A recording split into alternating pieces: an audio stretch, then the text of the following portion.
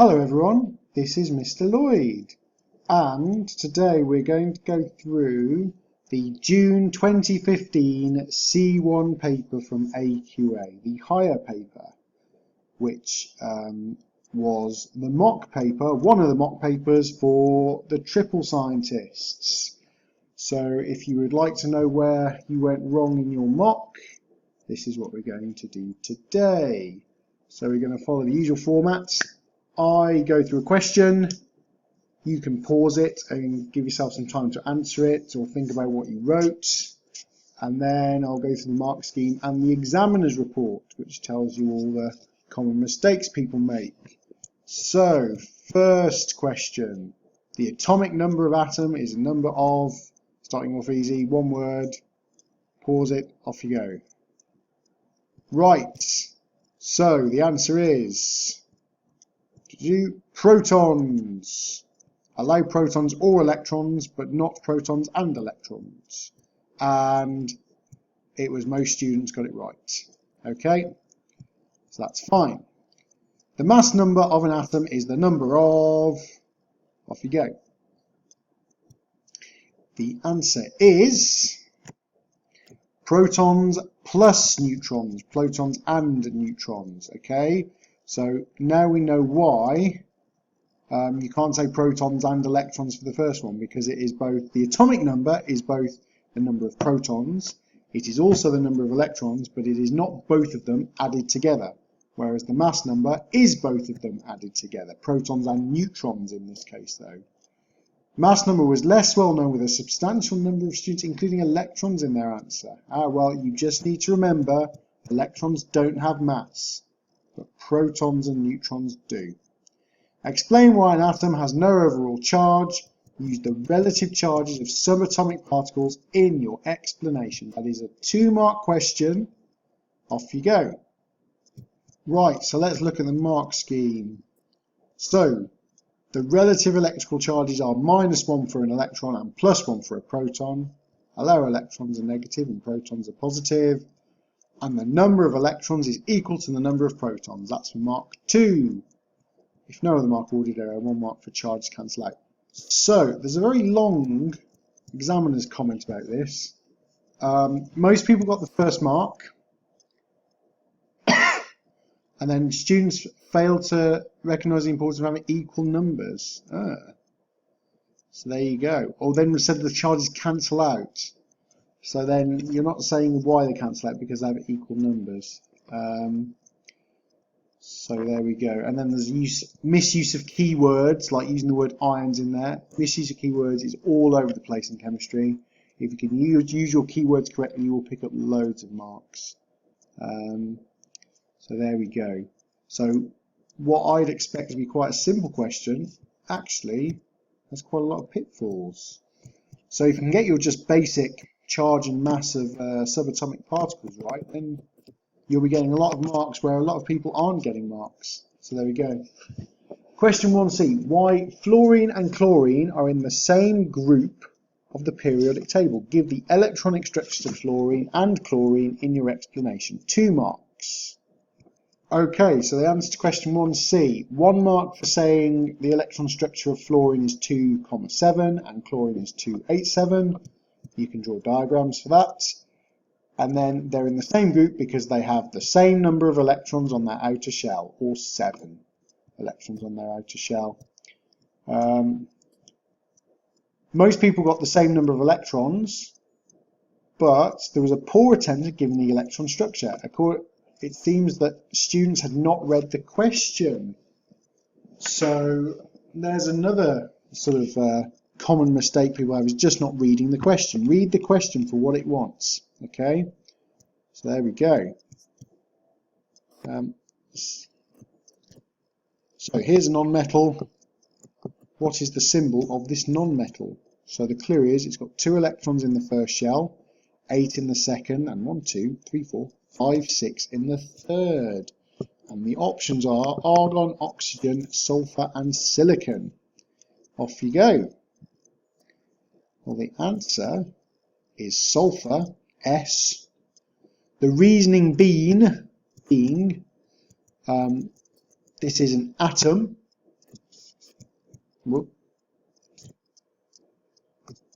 This is an atom, so it has the same number of protons as electrons. You count up the electrons. 286 is 16. You look on your friend, the periodic table, for the bottom number, for the element number 16, with the atomic number of 16, and that is sulfur. Now, did people get that right? Yes, the majority of people did. Good. Use your periodic table, because that basically gives you the answer. When elements react, their atoms to form compounds. Complete the sentences. So 1E, part 1. Compounds form when non-metals react with metals consist of particles called... Off you go. The answer is ions. And then compounds formed with only non-metals consist of particles called molecules. Now, what did the examiner's note say about those? Less than half the students identified the particles as ions. Few knew... Wow. Covalent. That's a common mistake. Mistaking the type of bonding for the type of particle. So, I guess with ionic bonding, you have ions, so the type of particle and the type of bonding is similar. But with covalent bonding, the type of bonding is covalent and the type of particle is a molecule. So this is a case of knowing your key word, and knowing that ions are always metals and non-metals. Covalently bonded things, or molecules, are always just non-metals. And metallic substances are surprisingly always metals. So, so question 1's quite surprising from my point of view, because it's kind of really basic stuff. And yet, it seems that across the country, lots of people are making lots of errors, either not knowing their keywords or their basic masses and charges of various things or their definitions. So if you've got a solid understanding of definitions and keywords, then you should pick up a lot of marks that other people don't get. And if you pick up marks that people don't get, then you're going to get more marks than them, and you'll be in the higher area and get a higher grade. So anyway, that question 1 was all about chapter 1, which is atomic structure. And this might be a good point to say, in the video, in the notes of the video, I'm going to put some hyperlinks in to each question, and I'm going to put what chapter the question is from, and then I'm also going to put the relevant time it's on. So I'm going to timestamp the questions. So if you just want to revise chapter 1, for example, you can just go to the timestamp for question 1. Anyway, we're moving on to a limestone question, so that's all about chapter 2. Limestone is used to make many different materials. Well, I'll go through these first 4 as one big one, because there's lots of one-word answers. Heating limestone produces calcium oxide and carbon dioxide. Complete the sentences. The main compound in limestone is calcium something. The reaction to produce calcium oxide from limestone is thermal something. Calcium hydroxide is produced when calcium oxide reacts with something. Calcium hydroxide is used to neutralize acids because it is an, so it must be something beginning with a vowel, something. Off you go.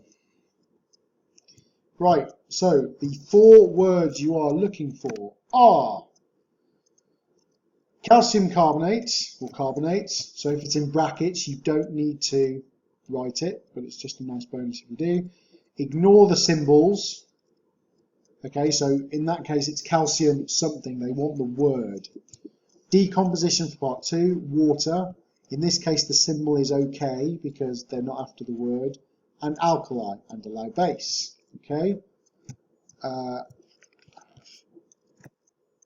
Then what do the examiners think about this?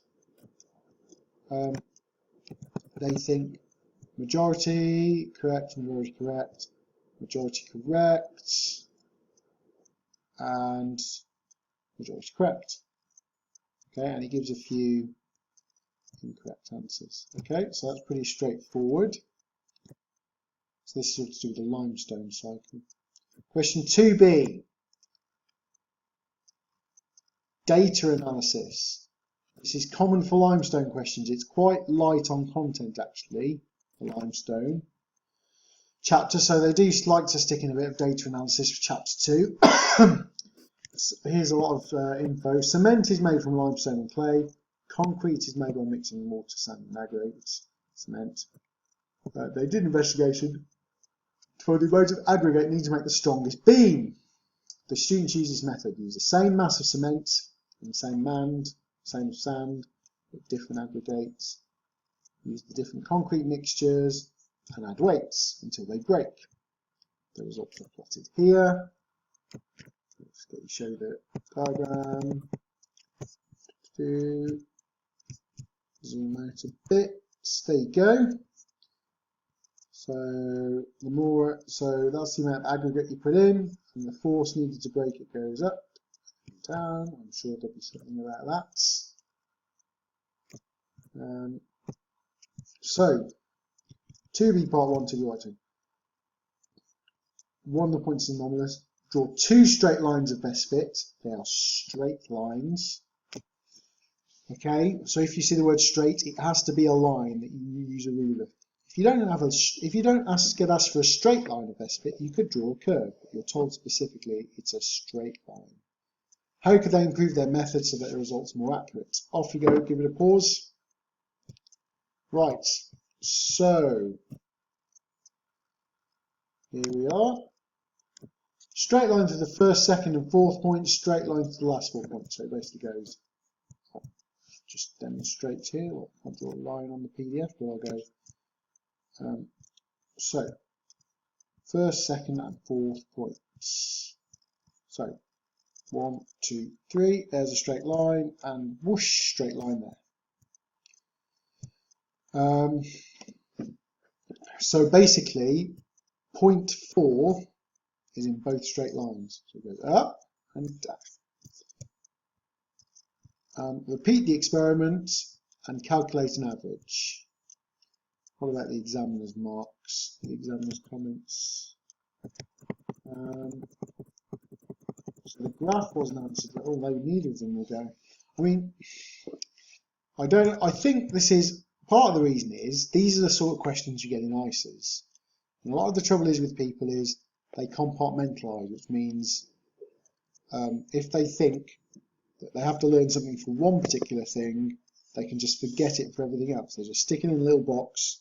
So if they think drawing best fit lines and doing is data reliable, they think that's just for ISA, so they stick it in their ISA box and don't, refer to it for their other chemistry, other science boxes. Then that's why they struggle. Okay, but you just need to know that data analysis is going to come up on every paper, biology, chemistry and physics, more so in biology, but then also in chemistry and physics, even though you've done it in the ISA. So you can't just forget your ISA skills when you're doing, when you're getting onto your real exams. So, I mean, there's the mark schemes. Most people got 1 mark. Most people, it did 1 and 3. So you're supposed to draw a best fit line with the most points. So 1 and 3 is not as good as best fit lines 1, 2 and 4. And then, also most people hadn't read the question fully and not stated mean. So it's a case of common mistakes of reading the question and various other things. So, what forces need to break concrete with no aggregates? So you have to extrapolate. One of the students concluded that the force needed to break the concrete beam increases as the mass of aggregate increases. It is not completely correct. Say why. Right, so line drawn on y-axis showing extrapolation, correct value read from the graph. So basically the answer is based on your best fit line. So if you go back down there, it's around the 44 mark. I mean, it depends on your extrapolation, and they'll allow. It doesn't matter what your best fit line is, even if it's the incorrect one from on 1 and 3. If it's extrapolated correctly, then it's fine.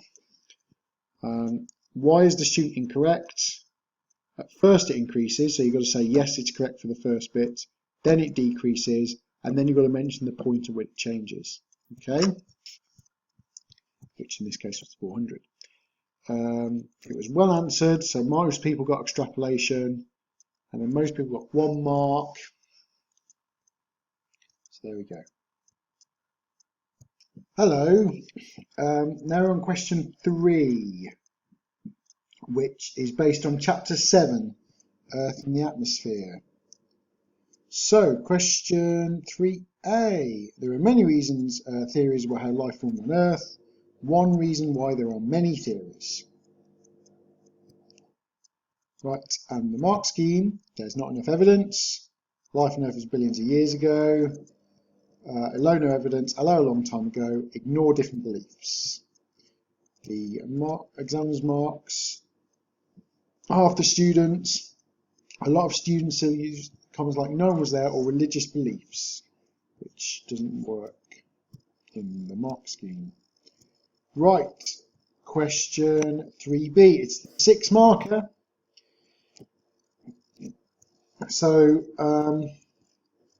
it's quite unusual in the sense that most 6 markers on C1 papers are comparing the environmental and economic impacts of fuels or plastics or metal extraction.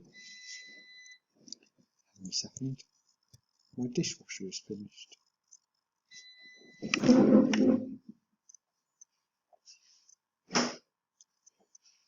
But this one is about comparing the atmosphere in the Earth billions of years ago and today. So you're given that information. Describe and explain how the surface of the early Earth and its atmosphere have changed to form the surface of the Earth and the atmosphere today. 6 marks, off you go. Hello, now before we get on to this, I just wanted to remind you about a document that I'm sure I've put on the classroom several times and you can get free from the AQA website, which helps you understand what they're asking for in the question. It's basically command words. So for this question, they want you to describe, so recall some facts, events or processes in an accurate way. So describe how the atmosphere changed between billions of years ago and today, and then explain. So you need to, so for describing, you need to say basically what was the atmosphere like billions of years ago, what's the atmosphere like today, what happened in between. That's a description. And then make something clear or state the reasoning. The answer must be linked, so words you should be including when you're explaining should be therefore, because, due to, since, this, meaning that, etc. So for example, in this question, they'd want an explanation would be something like, as time went on, there was less carbon dioxide in the atmosphere because organisms evolved that could do photosynthesis, and that removed carbon dioxide from the atmosphere. So there was because carbon dioxide went down because of photosynthesis. Okay, so let's look at the mark scheme. So this is a bit more complicated than just listing a load of things, listing a load of points. So you have to do a description of how at least 2 changes occurred. So, main changes: oxygen increased because of plants, carbon dioxide decreased because of oceans formed and dissolved it, or because of plants. Ocean formed on the Earth because water vapor cooled, continents formed because of the Earth cooling, volcanoes reduced because of the Earth cooling. Nitrogen formed because ammonia reacted with the oxygen. So 2 of those descriptions would have given you 6 marks. Also, you needed a few points for standard good English, etc. No marks for repeating the information, that should be a given.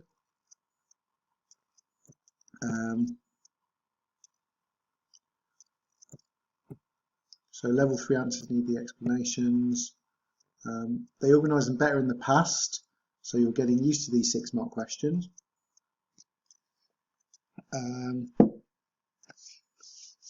The reason for the decrease in percentage of carbon dioxide in the Earth's thermal atmosphere was not widely known. Well, there we go. That's something you can learn that most people don't. Dissolving in the oceans is rarely seen, although that is part of the carbon cycle. I suppose it's just not made as explicit as photosynthesis. So yeah, you have a read of it. There was a misconception of the separation of constants allowed water to flow up within the Earth. There we go. Anyway, once you've paused it and read it, we'll move on to the next question.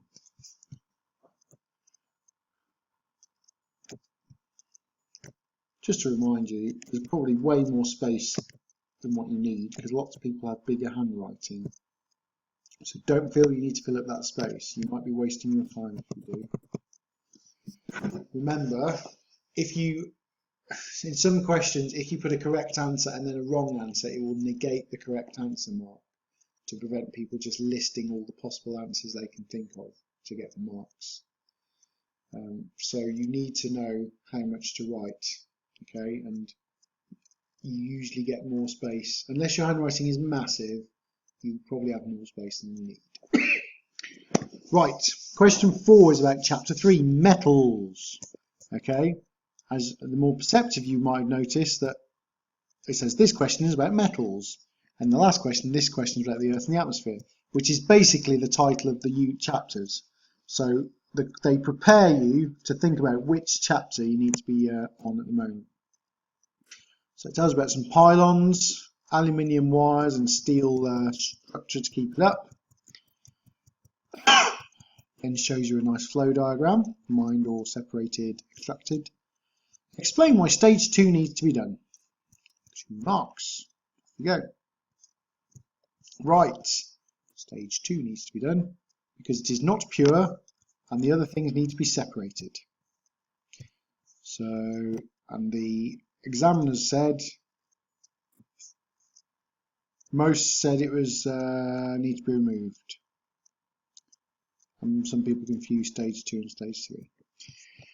Anyway, question 4. Why is cast iron not useful? Answer, it's too brittle. Ignore weak. The examiner says it was not well answered. People refer to different properties. So yeah, so basically there's like a scale of brittleness when you add carbon to iron. So 100% iron, no carbon in it, is very flexible. As you add more carbon, it gets more brittle, which is a good thing between up till about 1% carbon or 2% carbon for really high carbon steels. Okay, so making it slightly more brittle is good because then it's less flexible. It's actually stronger. Okay, so it goes from a position where it just bends under a lot of force to where it withholds the force, doesn't bend. But then when you add more carbon, that actually weakens it then, so it then snaps under the force. Okay, so when you go above 2%, 2% is kind of the limit, then it's not as strong, it's more brittle. Can't say it's weaker. 4b part 2, most of it's turned into steel. Describe how cast iron is turned into steel. Use figure 6 to help you. The oxygen reacts with carbon, reducing the percent to make carbon dioxide. Do people get that? No. I guess the main problem is most people assume that you start off with pure iron and then add carbon to it to make it into steel. But it's not. You start off with iron with too much carbon in it, and then you burn away some of the carbon until you've got the percentage you need for steel. So that's why. And then stating, most people got the mark for stating that carbon dioxide is formed. Well, if you ever see anything about waste gases, putting carbon dioxide is always a good bet. Question 4c. Why is aluminium good for overhead cables? Low density. Whoops. Low density. Just low density. How well answered was that? Poorly answered. There we go. The consequence of being lightweight or lighter is true, but not creditworthy. So yes, I guess so, because you can have a dense thing that's lighter if it's thinner. How can you tell that copper is a transition metal, aluminium is not a transition metal, from the position on the periodic table? Which means look at your periodic table. Well, if you look on your periodic table, aluminium is in group 3 and copper is in the big middle bit with no number, which is called the transition section. But you don't need to say that, you just say it's in the middle bit, and aluminium is in group 3. Hopefully this was well answered. Oh, that's good. Many students get both marks. Good. Well, many students can use the periodic table. Good. Copper can be extracted from solutions by adding iron. Explain why. So this links into reactivity. Off you go. Iron is more reactive. Copper is displaced.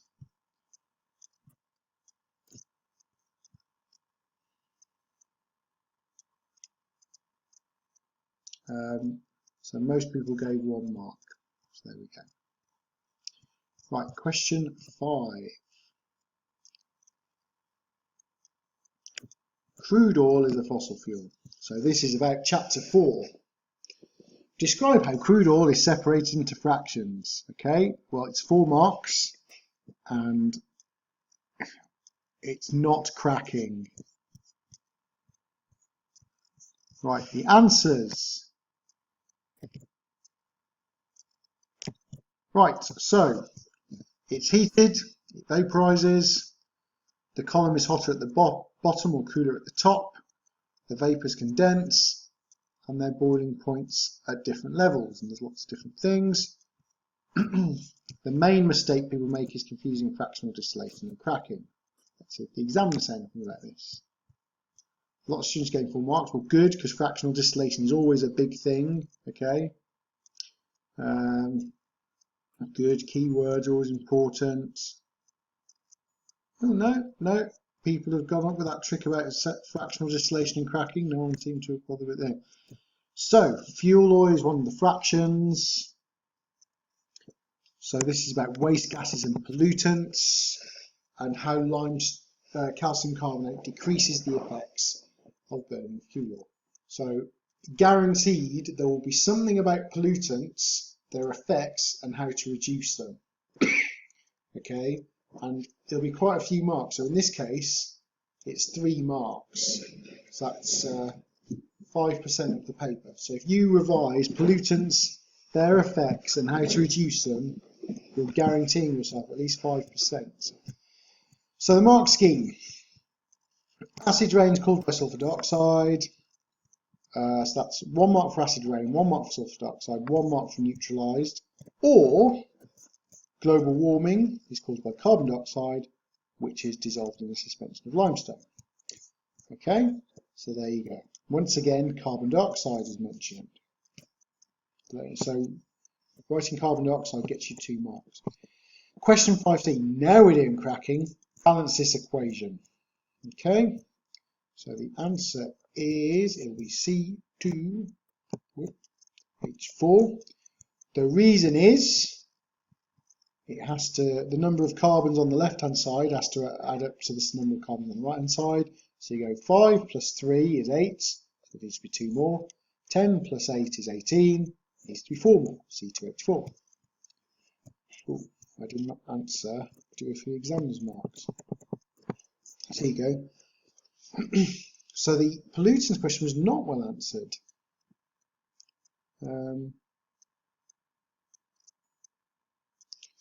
The understanding of removal was poorly explained. So this might be stated as something called flue gas desulfurization in some places, which is basically just a posh term for sticking some calcium carbonate or calcium oxide in the chimneys of power stations so it absorbs all the sulfur dioxide that is produced when it's burnt, when the coal is burnt or the fuel oil is burnt. Okay, so there we go. But question 5c part 1 seems to be fine. 5C part 2. Pentene is used to produce polypentene. So we're moving into chapter 5. So question 5 is a mixture of chapters 4 and 5. So I'll do these together. Draw pentene, polypentene, and what does a smart polymer? Off we go. Right. So you needed to basically draw that polypentene, single bond here, lines going out, C3H7 on 1, 3 H's here, and an N. And then the answer for the smart polymers is they have a shape memory or return to their original shape. Right. Question 6 is about from chapter 6, so fuel oils. Give one reason why vegetable oils are important foods and fuels. And then 6A part 2, give 2 main stages used to extract the vegetable oils. Off we go. Right. Mark scheme. So they provide energy, and the ways of it are crushing, pressing, and distillation. So 6A part 1.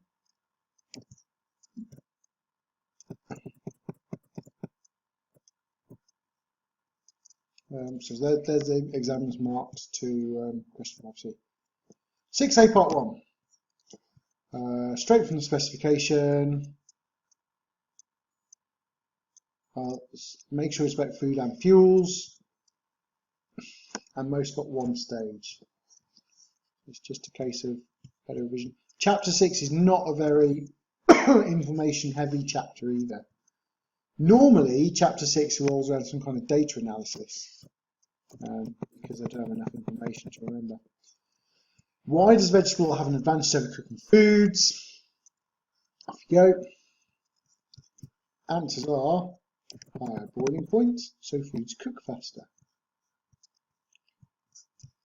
What was given? Some marks.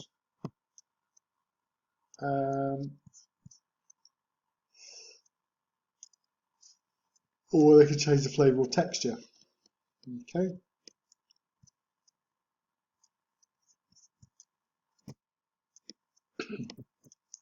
Classic emulsifiers. How does an emulsifier work? This is the big question from chapter 6. You need to know your emulsifiers. So how do they work? It has a hydrophilic end, it has a hydrophobic end, forms a stable suspension. The head, the hydrophilic end is the head, and the hydrophobic end is the tail. Majority should get some marks, several getting full marks. Good, because it's a classic question. So there you go. So we've come to the end of the paper. So I hope that was useful. Sorry, just having a little cough. I hope you find that useful. Yeah, have a lovely day.